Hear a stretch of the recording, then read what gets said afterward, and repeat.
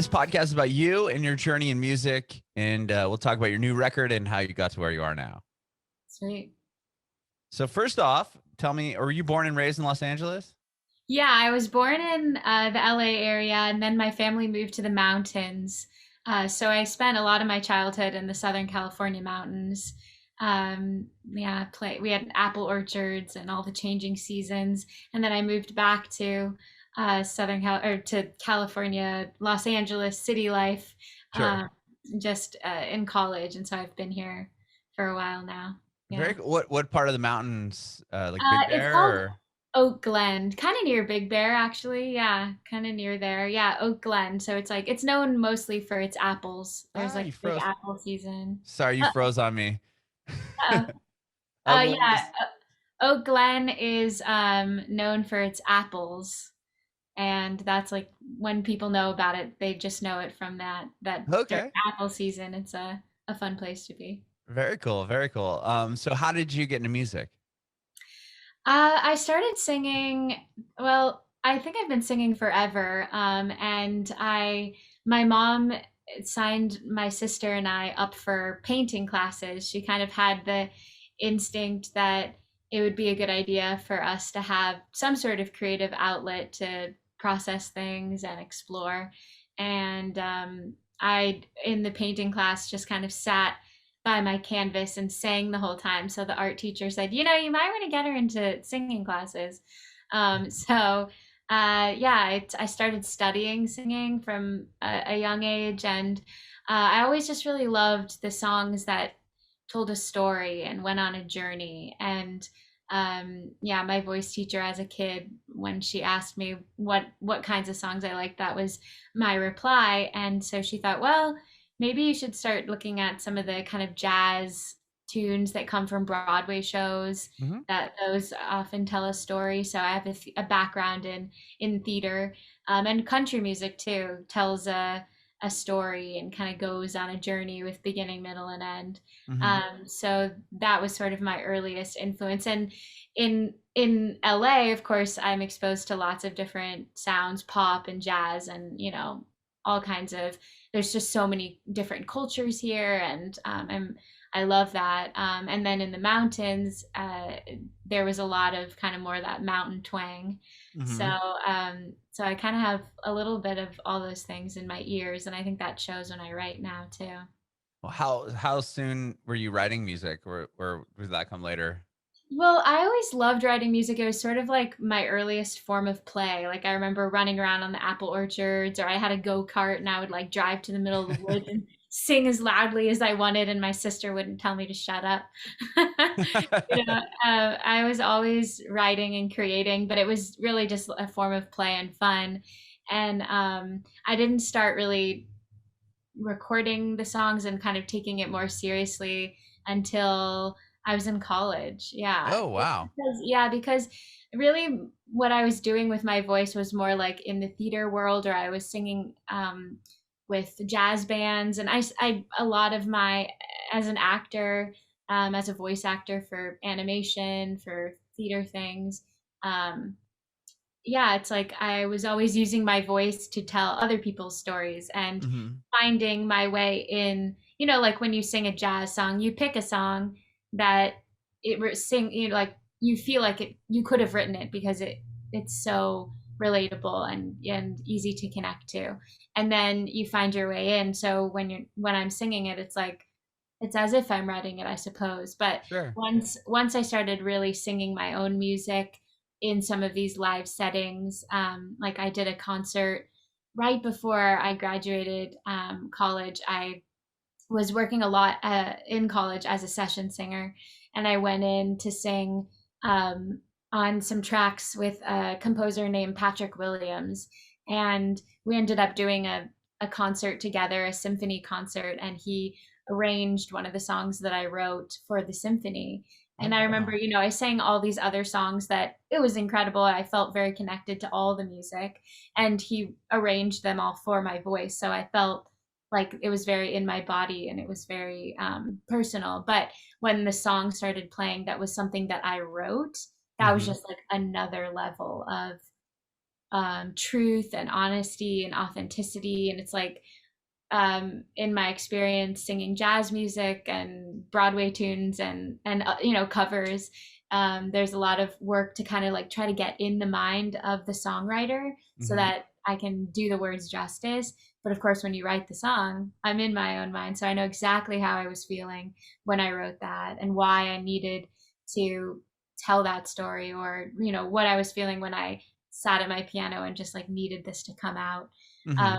And that's just such a different experience to use my voice to sing my own songs. It's been Sure. really fun and awesome. Was that kind of the inspiration to write and put out this EP? Yeah, this EP, Together Away, is the first EP of all songs that I've written.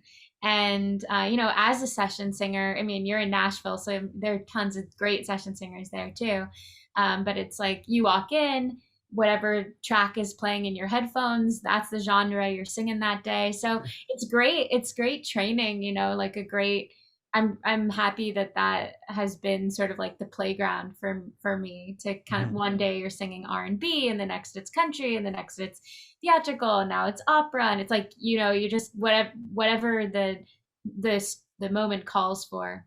But this EP was like the first time it was like, oh, what do I sound like when it's not like six dudes on the other side of the glass telling me like what they hear. It's Mhm. just like what happens when I think about what's in my heart and what needs to come out, and I just let it out without instruction. And that's what this EP has been. It's been a total surprise in some ways to see like, oh, okay, there it is. There, like, Sure. and getting to really paint the canvas fully with my creative vision, having creative license is just such an empowering thing. And it's been such a cool journey, and I'm really glad I'm sharing it now too, that it's out. I've had these songs with me for a while, and I wasn't really sure about when to release. Of course, like the world timing of things, wasn't sure, and I'm really Mhm. glad that now they're out, and now they're not just on my piano, they're for other people to experience too. Sure. With that, like, did you have these songs done and recorded prior to all the COVID Yeah, shutdowns? yeah. Okay. Exactly. Yeah. But it's interesting because, Together Away, the concept of the EP, I was touring with other shows, and oh, and my, siblings moved across the country, as like it's so popular now that people live all over the place, Mhm. given current technology. But I was reflecting on just like how many people I'm far from, whether it's like distance in that way, being on the road, or people moving away, or just people that I love that I have passed away, that I know that I, in writing these songs, was processing this idea that we're always connected, even when we're away from the people that we love, even when there's distance. There's still this sort of everlasting love, this everlasting connection that expands time and space. And then of course with the pandemic, then it was like, oh, okay, well maybe I won't release these songs yet. And now, and then it kind of occurred to me, I was like, wait, I'm away from so many people now, missing so many people now, and finding a way to be connected. And what better way to be connected than through music? Mhm. And it just kind of, then it made sense to release it now. uh, Mhm. of course it's like uncharted territory to release music and not really be able to perform it live, and Right. these sorts of changes. But yeah, it just felt like it started layering for me, this idea of Together Away, and it started meaning even more to me and Mhm. being relevant in an even more deep way. Sure. Yeah, I know. I was wondering that because of the title and everything else. Yeah. Was it inspired by the pandemic? But that's interesting that it kind of just happened Yeah, the that name, way. everything. It was like I was ready to release, and then kind of things happened. And I sat on it and was waiting and waiting. And then I was like, wait, actually, now might be just right. Mhm. Maybe now is Mhm. the time it's meant to be. That's amazing. Well, I want to rewind a little bit here. So you talked about going to school for music. Did you go to college for musical theater? Yeah, so I went to an arts conservatory starting in high school. Um, Oh, wow. And yeah, how did you get so into that? Was it like an audition process? Yeah, I was an audition and I took the train every day. So I woke up at 4 in the morning and I took a 2 hour train ride because I lived, in the boonies in the mountains. But the school's in the city and I wanted to sing and dance and act. It was really good training. So we would Hmm. have our academics and then in the evenings we would be trained. And then a 2 hour train ride home, which is crazy. And then I went to UCLA and Okay. yeah, and they're kind of the same thing where I did all of my classes there, and then since I was in LA, supplemented with all kinds of other artistic endeavors and classes and performing live and working as a session singer and yeah, so I've been studying it for a really, really long time, and I continue to study it now. But like I was saying about BEP being just kind of like what happens without instruction. I Hmm. didn't get any like training or coaching to work on those songs. It was just kind of like um, using everything that's brought me to this moment and trying to tell the story as authentically as I can without like technique or direction in my head. Sure, sure, sure. Well, how did you get into the session singing? And I know you're a part of a pretty big franchise as well as far as your other job. How did Yeah, that all kind of happen for you?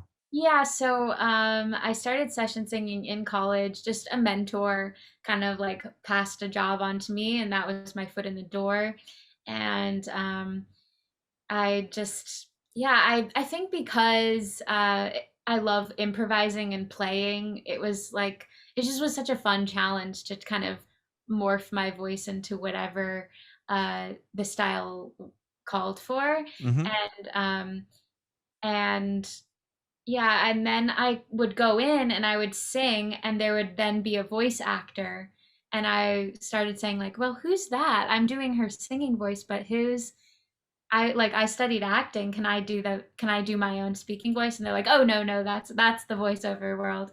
So I was like, okay, how do I do that? So then I started studying, and my first audition actually was for the Swan Princess for Sony Oh, Animation. wow. Yeah, and the original passed away. The original Odette, the Swan Princess, Hmm. and I loved the original. That was like when we were really little. That was the original was out, and it was like kind of what we were talking about of this. Like she sings about eternal love, and like the main song from it is far longer than forever. Like our love is like even longer than our lifetimes, and even Hmm. forever. Like there's that law of physics, matter is neither created nor destroyed. Like I love that idea about connection too. Hmm. Once we've connected, it's sort of everlasting. And the Swan Princess was inspiring in that way. So when I got the audition, I was like, what? And apparently, yeah, I got the audition because the Debbie Derryberry, who I was coaching with, she's also a voice actor. She voices a lot of really great stuff, like Jimmy Neutron. Did you ever like that? Oh, yeah. Yeah. Wow. Okay. So she hooked me up with the audition, and she's like, "You kind of sound like this woman who passed away, who played Odette. You should audition." And I got the part. So yeah, I've been doing the follow up movies, and it's funny because then I got that audition, and they said after my first time, I went in and we did like the first session, and afterwards they said, oh, and then the studio singer will come in and she'll sing your songs, and I was like, wait, can I like I started as a studio singer. Can I sing Yeah. my own songs? And they're like, let's see, kiddo. I had to audition to be my own singing voice. Oh, wow. Okay, so I thought I got it backwards then. I thought you were hired as The singer. the singer Yeah, for, yeah. yeah, and then No, you it's jumped in as funny the how voiceover separate. actor. Yeah, no, they're totally different worlds, like the singing and the speaking world. It's funny. But yeah, for Odette, it was the first time I was auditioning just as a voice actor. Got that, so that was, my first movie for animation, and then yeah, and then I had to re-audition to do my own singing, which is funny. Wow. That must have been a huge moment. I mean, just It was, for your yeah. first audition and to score that role of something that you grew up with. Yeah, I mean, I would definitely say it's not like all of my acting training and all of that definitely comes into play when I'm doing this, but it's also just such a different medium. It's like Mhm. it's like when when I've done plays or when I've done films and things, it's like you have the props and the sets. And for this experience, I was really excited, but also kind of nervous because I recognize that all of it needs to come from my imagination. It's like you walk into the room and you just have a little drawing of your character, and the rest is like you have to make you have to give it all to yourself in a way, and with the director too, to kind of help paint the picture without any of it actually being in the room. You're in a recording studio, but you're Right. painting this picture of this whole movie with all this drama, and it's really a fun process. It was really cool. That Really. is cool. I saw that are you in the middle of doing another film for them? Or like Oh, I didn't know. I didn't know. I don't know. oh, I did see that there's supposed to be one coming out in 2021, so I wasn't sure. Nice. Yeah. Yeah. So yeah, that's been really fun.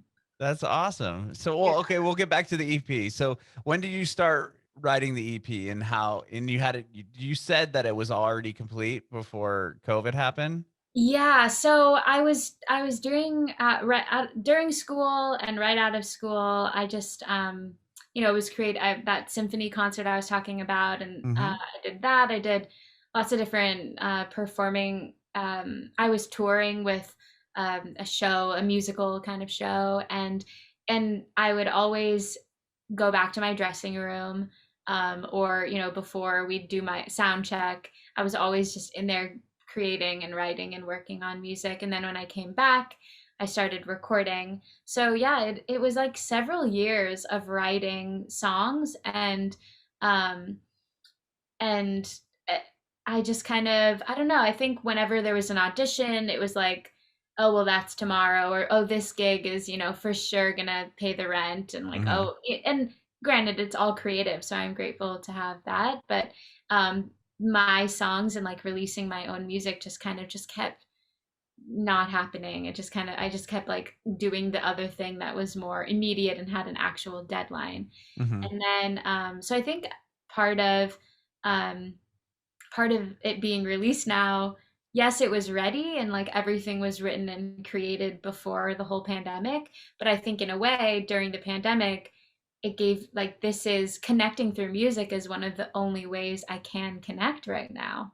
Mm-hmm. And and like meeting people through sharing these songs, um and being able to just have conversations inspired by these songs on, I'm active on Instagram and on Facebook.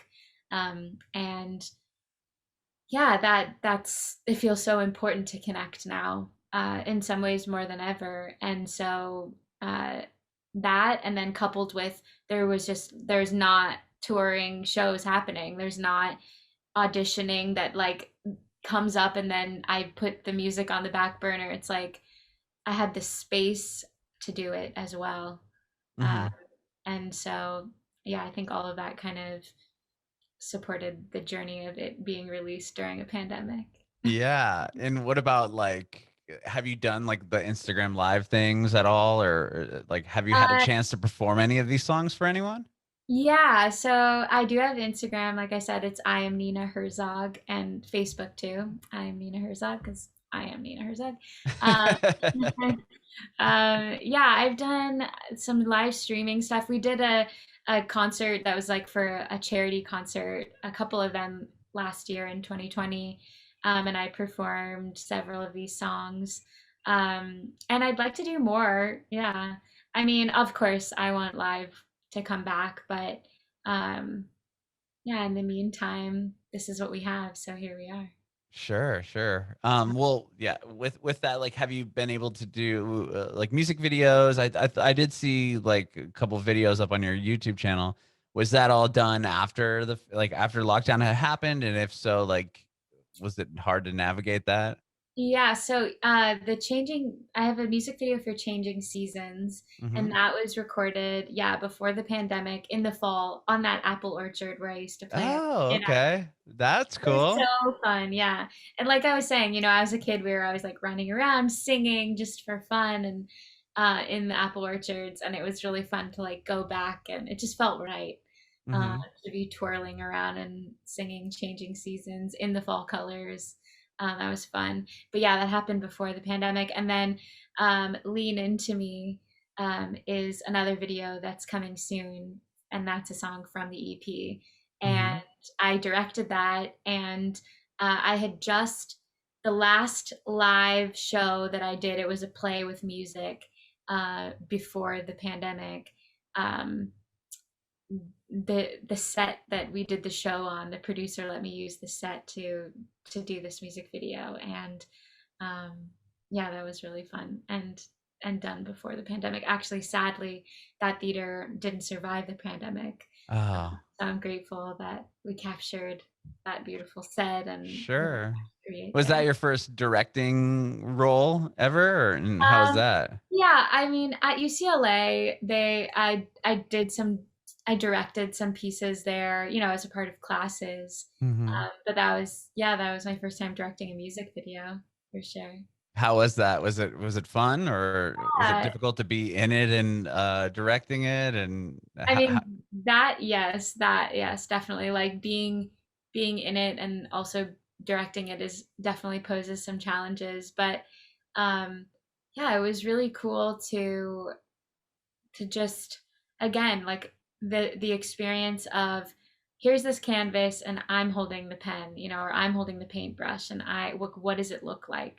hmm. And for so much of my creative journey, it's always been, I mean, it was still collaborative. There was a cinematographer and other actors, but yeah, so much of the creative journey as an actor and as like a singer singing, with a band that like doing jazz tunes or whatever. It's just, I don't know, it's so different, the experience of being able to just fully paint the canvas and summon the images yourself and then be sort of the executive producer of overseeing that. It's really cool.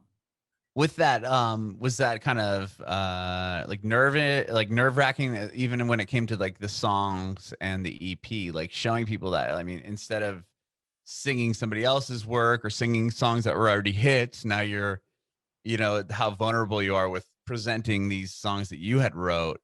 Was that, scary for the first time doing that, or how did you feel about that? Yeah, it's so much more vulnerable. It's like it was a little I think holding on to it in part was just like, oh, what, I don't know how this fits. I don't know what this is, like, yeah, I think sharing it definitely feels like sharing more of myself Hmm.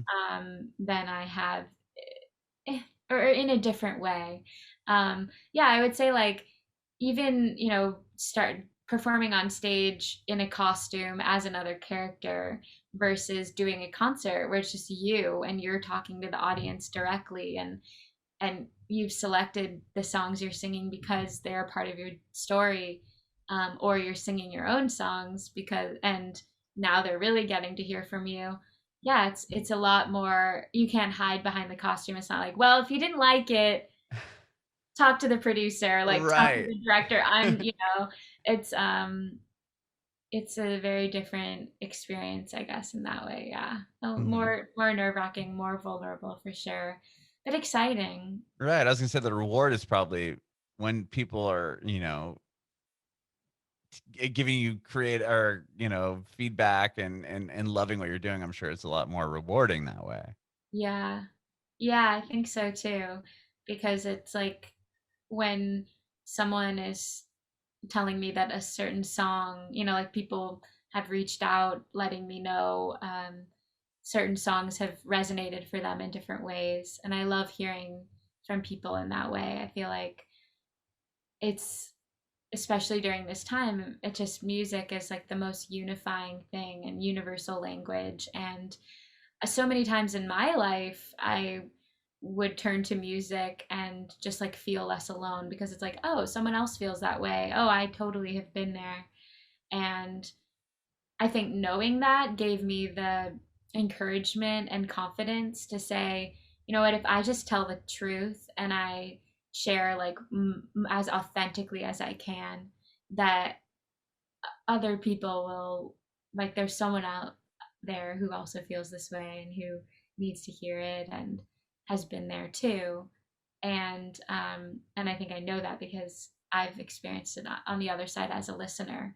And so now to be sharing my own music and hearing from people who are listening and relating. It's like it's such an instant form of connecting and feeling like we're just all on this wild human experience together. I'm not like weird with my feelings over here.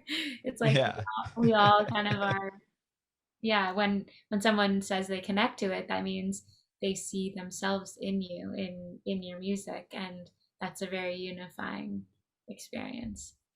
Yeah, I love that. And Nina, thank you so much for hanging out and chatting with me today. I really appreciate it. Thank you. It was good to chat.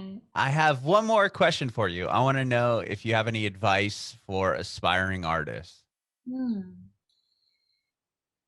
Just keep creating. I think the thing about being an artist is like for me when I don't carve out the time in my day to sing, just do the thing that like is my art, it just it just doesn't feel healthy. It doesn't feel good. It's like when I do, it's like the time when all the other noise, all the other, like society or your parents or your whoever, your boss, whatever, like it's like it helps me turn the dials down and like go within and figure out what my voice is, where I'm being guided like from within. And I think my best advice to aspiring artists is just keep creating and keep trusting that if you keep, coming back to the canvas, coming back to the microphone, come back to your art and touch on it every day, that you'll create something worthwhile and keep believing in it too. Bringing it backward.